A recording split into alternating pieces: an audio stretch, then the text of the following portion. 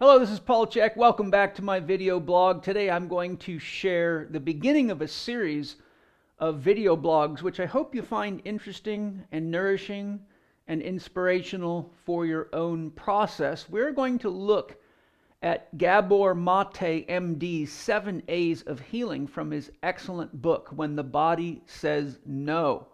Fantastic book. I've read many like it. I think this one's up there with the very best. Obviously a very skilled physician with a lot of experience, interviewed something like 100 people with different diseases, looked carefully at the psychological profile of each of them, looked at and shares a lot of the cutting edge research in psychoneuroimmunology, which happens to parallel very beautifully with the current research in biopsychosocial medicine, which I spent a fair bit of time studying as well, and also very congruent with all the Chek Institute's teachings, so that always makes me happy. So we're going to begin by looking at what the 7 A's are. Then today we'll focus on acceptance, and depending on how much I expand on each of these, we'll progress through the 7. It might be 6 more blogs, it might be 5 or 4, it depends on how it all shakes down. You never know what happens when the spirit of communication jumps in me. So the 7 A's of healing are acceptance, awareness, anger, autonomy, attachment, assertion, and affirmation. And we will look into some of those. Some of those words are very, very potent when it comes to healing. So there's plenty to say in regards to how each of those 7 A's of healing is to be understood and applied. Starting with acceptance today, we have to really get clear, what does it mean to accept something? Well, the functional antagonist of acceptance is denial. So your first tip of acceptance is it means not to deny what is happening. When we're in a state of acceptance, it often means we have got the opportunity to look at a beautiful a beautiful word called reality. A simple way to describe reality is what's happening. If we're in denial, then we're not in touch with reality. And in order to really understand what's happening, we also have to look at several of these other A's, which we will do. When we go into acceptance, acceptance needs to be engaged typically at different levels. We have to look at a physical acceptance. For example, I've worked with young athletes on a number of instances who have come to me with the dream of being such and such a professional athlete, but it's very important to me to be honest with people, and sometimes I have to say to them, well, your expectations that you're placing on yourself are unrealistic to the endeavor that you're pursuing. So sometimes we have to just accept reality and not set ourselves up for repeated failures by getting in touch with what is more realistic. And I'm not one to tell somebody no or squash dreams, but I am one to help a person qualify a dream so that it's realistic. Otherwise, you just have somebody going off on a wild goose chase, and very few people will be honest with somebody. So we have physical acceptance. We may have some kind of physical limitation. If we accept it and work with it, it can become an opportunity, even if it's a redirecting force, i.e. maybe you're not really designed to be a basketball player, but you might be a better 10K runner, for example. We have emotional acceptance. Now, as I move through these, be aware that often what we're dealing with physically is the product of something that we're not effectively dealing with emotionally, mentally, or spiritually. So the physical end of our self, if you will, is usually what's responding to the emotional, mental, or spiritual. For a simple reason, matter is not self-animating. The atoms that you're made of will not eat your breakfast. They won't make decisions for you. They're organized by your thoughts, your feelings, and your choices. So it's very, very rare that it is a physical problem in and of itself. Now, there can be a situation, for example, someone gets in a rear-end accident and gets a bad injury or something like that where it's an external trauma, but those are far the lesser of the kinds of challenges that we end up needing to really apply the 7 A's. When those challenges happen, we have to deal with them as well with the 7 A's of healing. So emotional, and that is what is moving through you, or what is not being dealt with, what is being denied or repressed. Where is fear your chief governing agency, and how might that be an opportunity for growth? Mental is our thoughts, the impact of our thoughts on our overall health and well-being. I've cited this before, but I'll share it again. Research shows that about the average person thinks about 68,000 thoughts a day, of which 90%, according to Deepak Chopra, were found to be negative in orientation. So when we look at the fact that most people spend most of their time using their mind to orient themselves toward what they don't want, or toward fear-based thinking, it's not hard to understand why we have so many people with chronic degenerative health conditions worldwide. Spiritual means your sense of connection to the greater whole, realizing yourself as part of something bigger than just you.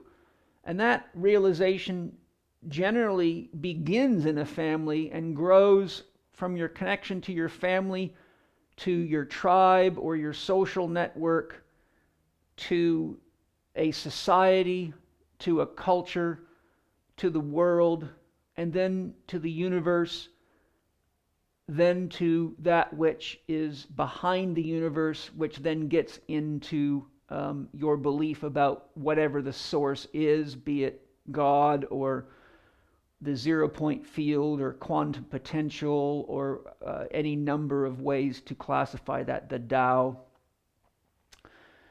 And when we're not connected to a greater whole, then we tend to be much more in a situation where we blame other people for our problems. We also can fall into this sense of isolation, which leads to a lot of anxiety and depression, because when we're not connected to a larger whole, we tend to have to deal with the illusion of isolation, feeling alone, and then our inner voice starts saying things like, nobody loves me, nobody cares about me, I'll never have enough, I'll never be good enough, and that leads to a degenerative spiral of our sense of self. So in many instances, acceptance is not only a physical, emotional, or mental, but acceptance requires that we take stock, which we'll talk about in our next session on awareness, about where we are connected, where we need to be connected for growth and healing, and why we are or have stayed disconnected. So spirituality is really about understanding yourself in relationship to the greater whole, which has layers, as I've just described. Whenever we are facing a healing challenge, it's evident that what I call the pain teacher has arrived. Our culture is very quick to drug the pain teacher and not embrace the opportunity for awareness, which we will talk about next. But whenever the pain teacher shows up, it's an invitation to awareness. I call the pain teacher because pain is the great awakener. If some of you have watched previous blogs, I've cited Edward Edinger's definition of consciousness, which I will paraphrase. I may not get the words exactly right, but the principal meaning is there. Consciousness is a psychic substance. That means it's something real. So consciousness is a psychic substance produced not blindly, but in living awareness of opposites.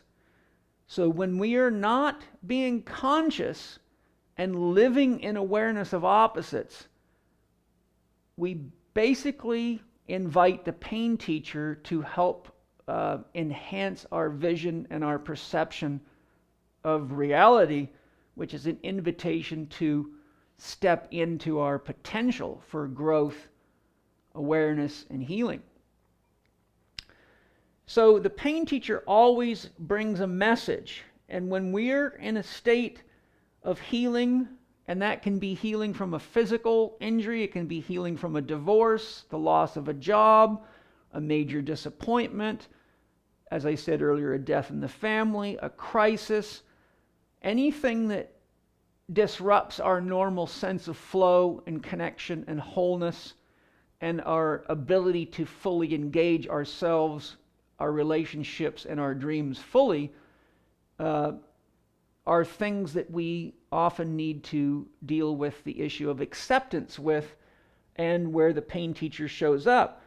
When we're in a situation like this and the pain teacher shows up, we either can go into a state of generative growth.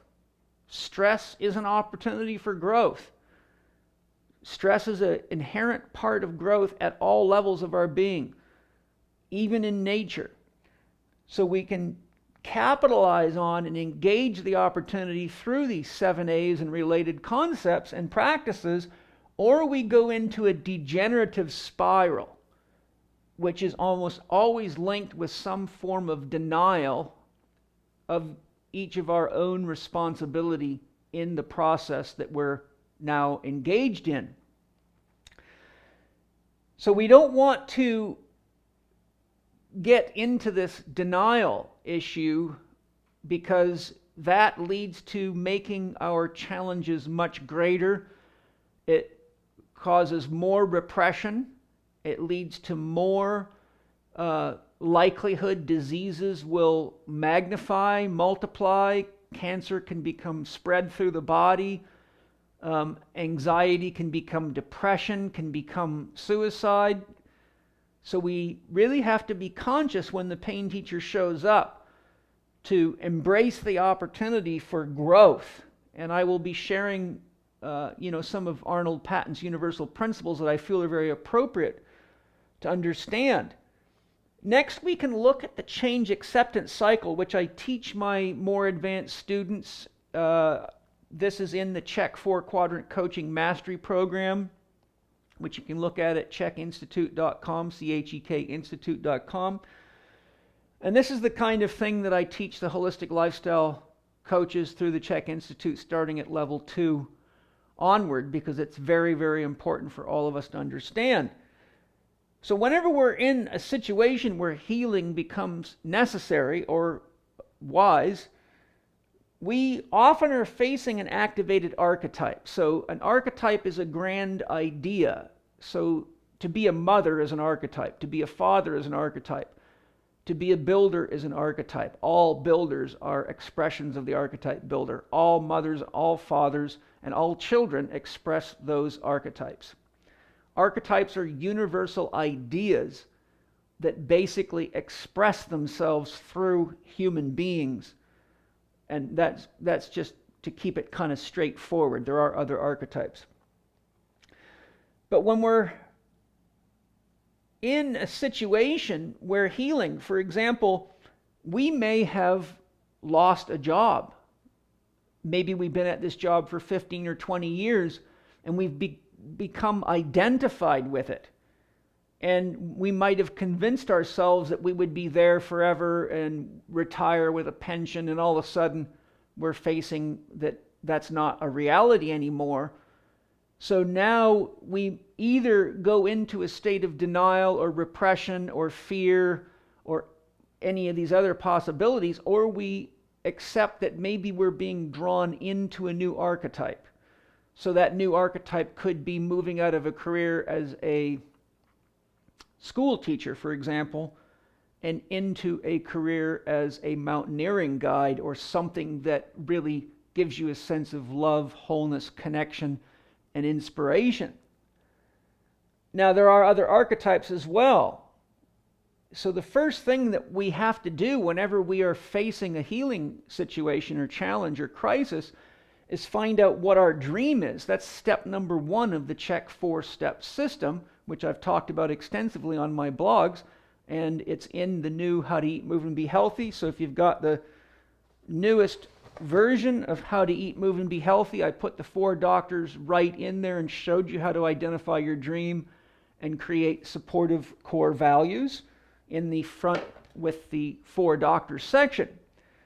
So once we get clear on what our dream is, then we have to look at what I call the big 8 archetypes. And we'll talk about some of these as we go, but the big 8 archetypes, do you have issues with daddy that are causing repressed emotion, anger, resent, fear?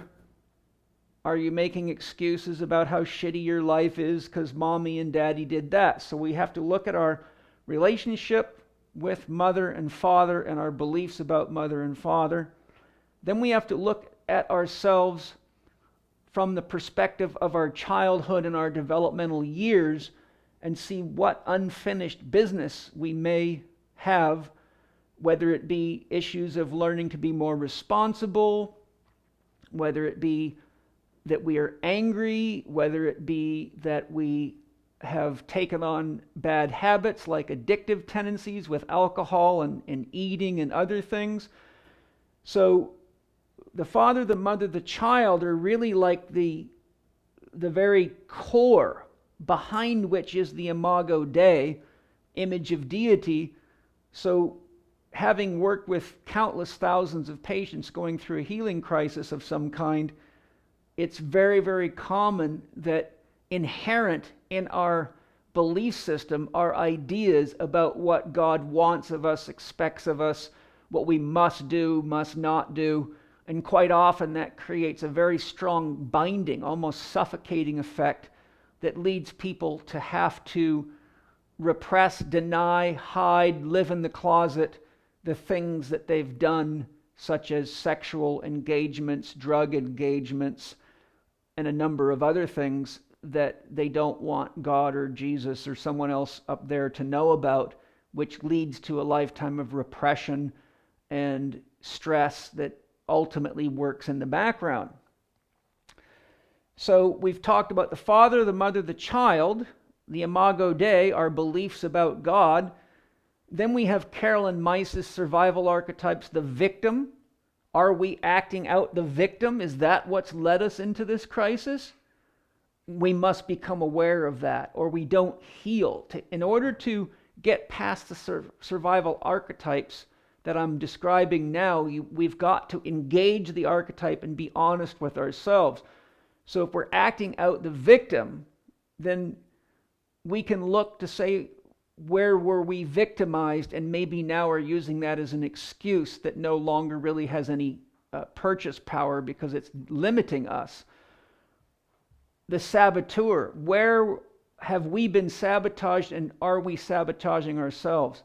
The prostitute, are we working for money and convincing ourselves that we have to do it for the money, but at the same time resenting what we're doing, resenting the people around us or that we work with, and then slowly strangling our heart for money?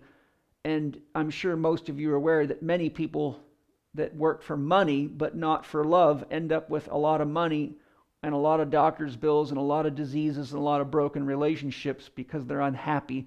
And unhappy people are usually never ultimately successful, because to truly reach your potential in any endeavor requires inspiration, motivation, commitment, and sustainability, which love is the magic ingredient to provide.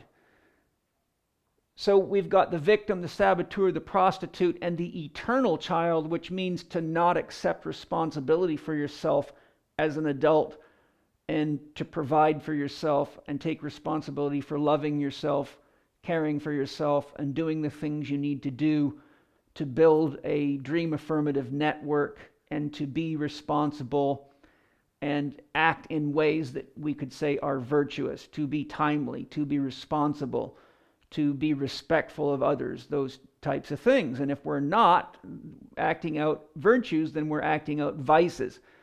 If we don't engage these things effectively with awareness, we're likely to go into a degenerative spiral. And what I see very commonly connected to the degenerative spiral is addiction.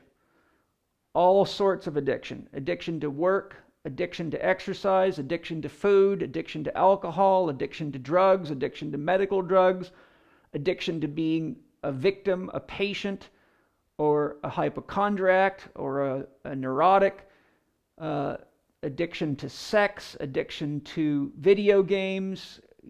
Basically, when we look at who has addictions, we are very likely to see that there are people in a degenerative spiral. So addiction usually is a very strong indicator that there is not acceptance or, number two, awareness in play. So when we come into a situation where we have an activated archetype, it might be that we're the victim, it's activated. It might be that we're sabotaging ourselves, it's activated. It might be that we just can't take our job anymore, no matter how much we're getting paid, we're dying inside. So we're now being activated at an archetypal level. And in order to engage the healing process, it means we will have to engage new ways of relating to ourselves, new ways of communicating to ourselves and others. New ways, which means new habits often, new rituals. It often means perceiving ourselves in ways that are more nourishing. As Joe Dispenza would say, it often means breaking the habit of being yourself, the one that invited the pain teacher to come visit. Inevitably, there's going to be losses. It could be a loss of a crutch, like coffee, or sugar, or food, or video games, or it could be the loss of your spouse. It could be any number of things, but whenever we engage new ways, we have to let go of what's not serving us in order to make room for what ultimately is healing or dream affirmative. Once we go through losses, we often go into a state of shock, disorientation, and or disbelief. Now, for those of you that are therapists or doctors out there watching this, these things are very important to remember because in general, they unfold in this sequence. Not always, but quite generally. So knowing the sequence helps you identify where a person's at in their acceptance cycle, or sometimes referred to as a grieving cycle or a healing cycle. Once we get over the shock, disorientation, and disbelief, which usually requires that we take a strong look at reality, we may find ourselves in denial, discontentment, and dismissal. And that's where we have to be very careful not to fall into this degenerative spiral. You see the big word denial over there. So most of you, for example, that have worked with an addict or are an addict or have an addict in the family will recognize denial, disconnect, and dismissal. Those things are dangerous to our relationship with ourselves, dangerous to our relationship with others, or in general, persons, places, or things that are not supporting us. Once we get through that, oftentimes this requires the help of therapy. This can be a psychologist, it could be a skilled Chek professional, a psychiatrist, somebody like Daniel Siegel that's not going to just give you a bunch of pills, but will actually help you. This is where I find Buddhist psychology very helpful. If you look into the teachings of Jack Kornfield, there's many I could cite out there. Once we get through the losses, the shock, disconnection, disbelief, denial, disconnect, and dismissal, we come into sadness, depression, and passiveness. And again, we often need support to get through here. And this is where family can be very, very important. With addicts and some other types of situations, in many instances, the damage in the family relationship is so high that by the time you get into an authentic healing cycle, they usually don't have a lot of stock in you because they've seen you go through these cycles many times. And this is another reason why professional help, such as groups, so groups like Alcoholics Anonymous or Overeaters Anonymous and those types of groups can be supportive. I'm not always a big fan of those groups because they often just reinforce the label, but there's a time and a place for everything, and I found that when people legitimately heal, they grow out of the need for those groups. Then we get to jockeying, bargaining, and scrambling. And this is where people tend to make deals with whatever their God is. If you will just give me this, I will do this for you. So which God you do that with will be very unique to you. But I will also tell you honestly that if you're in that jockeying, scrambling, or bargaining with God, it is a very strong indicator that you're in a childlike relationship with God and have a belief that God is some father figure deity that has expectations and rules that you have to follow. But the adult view of God, which you typically find in Taoism, Sufism, Kabbalah, Hinduism, and the Eastern religions that are really beyond the daddy figure in the sky, doesn't lend itself to that type of relationship. It's really about accessing your potential to connect to spirit and become a living expression of what's possible and reach out to others who have made it through the kind of challenge that you're going through. If you've lost a limb from amputation, then seek the support of others that have been through that and gone on to really grow and make something beautiful out of themselves and become an inspiration to others. If you're a drug addict, then find people that have healed from addiction to become self-actuated, self-responsible contributors in society. So that's where we have a great opportunity to get past the bargaining, jockeying, and scrambling. And this often shows up in relationships that are falling apart, where people reach the point where they're arguing and fighting all the time, and they may vacillate between intense sex and intense battles. And then one of them says, "That's it, I've had enough." And then the other one starts jockeying, bargaining, and scrambling. "Oh, but if you stay, I promise I won't do that anymore." And rarely ever does that ever work, because these issues go much, much deeper than that. So you might need professional relationship counseling. And when it comes to relationships, you might want to look into the work of Dr. Keith Witt. He's an integral psychologist. There's a great course, I think his course is called Loving What Is. There's a great course called, I think it's called Loving Completely by Harville Hendricks, which I really like. So there's a lot of resources for each of these stages out there. But once we get through these sort of experiences that are common to all human beings, we come to hope, acceptance, and commitment. And once we reach hope, acceptance, and commitment, that really sets us up, because we now have to go into a full commitment to and an adult embracing of awareness.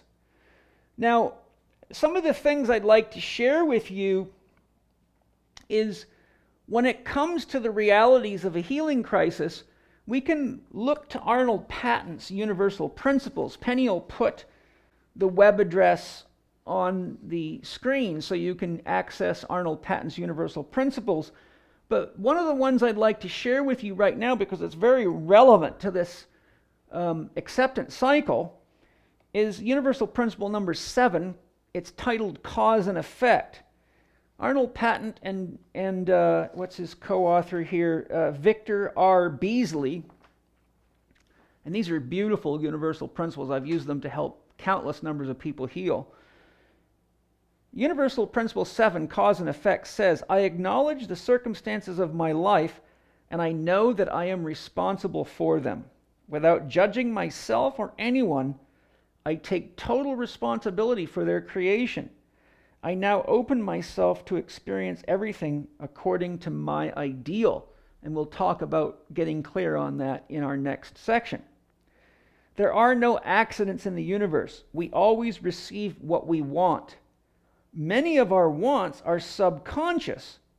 Since many of our wants are subconscious, the only foolproof way to know what we want is to see what we have. Let's do that again. Since many of our wants are subconscious, meaning you're not even aware of the choices you're making, the only foolproof way to see what we want is to look at what we have. Or another way to say that, what we have created. Once we are willing to take total responsibility for everything we experience, we offer ourselves the opportunity to experience the ideal and to be peaceful and joyful under all circumstances. Now that last line, to be peaceful and joyful under all circumstances, it's something we're wanting to grow toward. I practice this stuff full time. I mean, I do my best to live everything I teach, but I can tell you, I am not always peaceful and joyful under all circumstances. I can get pissed off, and I can get disappointed, and I can get frustrated, and I can get fucking angry too. And you'll see there's a good function for anger. So I don't want to give the impression that I'm offering some, cheesy modern spirituality bullshit. This is the real deal. There is no shortcuts to real healing. So when we look at Arnold Patton's universal principle here, he's telling us really that we've got to take responsibility for our situation.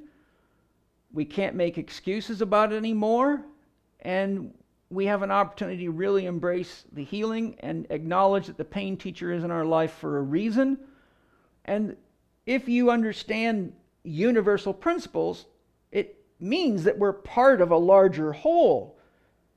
There is an intelligence behind it all. If you're not familiar with the concept of one mind, I couldn't recommend Larry Dossey, MD's book. I believe it's called One Mind enough. It's absolutely excellent. And he's excellent. Anything by Larry Dossey is excellent. So we come now to our third and final bullet point for today. We start from completion, which is universal principle number 3. So I think this is a very important thing to use as a mental, physical, mental, emotional concept to ground yourself in possibility. So universal principle number 3, we start from completion. I effortlessly and joyfully experience the perfection inherent in universal design. So here we're getting into a spiritual concept.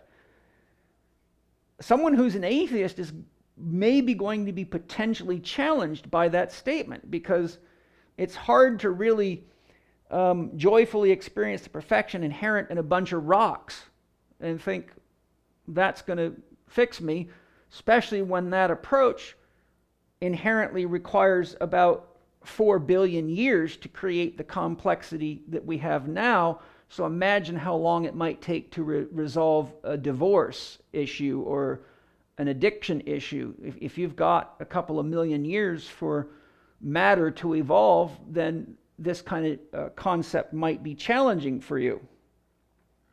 For me, it's very real. So I'll say it again. We start from completion. Universal principle number 3. I effortlessly and joyfully experience the perfection inherent in universal design. The eternal now unfolds in my awareness. Everything and everyone in the universe are already perfect, including ourselves. So there's another spiritual concept. You have to ask yourself, what is your first principle? What is behind it all for you? And if you cannot see the perfection in it, then it's probably, as my buddy Laird Hamilton says, time to go sit under a very tall tree and meditate until you get to the point where you realize that in order to create a body with 100 trillion cells that work amazingly well together and a brain with more connections than there are known stars in the universe, and to generate the complexity and the majesty of a universe requires some degree of universal perfection. And that's a meditation. We do not have to do anything to make the universe or anything in it more perfect. Whenever we believe we must do anything, it's a signal to remember this principle. It is wise to sit down in a quiet place and rest until the perceived need to act passes. Anything done out of a sense of need or obligation is inappropriate. Everything grounded in peacefulness and inspired by joyfulness is appropriate. So you can see that somebody's not really going to be able to apply that principle until they get to hope, acceptance, and commitment. Now, these are very adult principles, and they're also principles for people that are at what Ken Wilber would refer to as the postmodern structure stage and higher. So postmodern, and then you have modern, postmodern, and then integral. So these are very integral, but people at the postmodern are probably going to be capable of grasping onto these concepts. I could go on and on about these things because they're quite deep, as you can hear. So in summary, when we are dealing with any kind of a healing crisis, physical, emotional, or mental, the pain teacher has come to visit us. There's always a message. There is an opportunity to grow or to go into denial and to degenerate, which brings on a high incidence of addiction, depression, and suicide.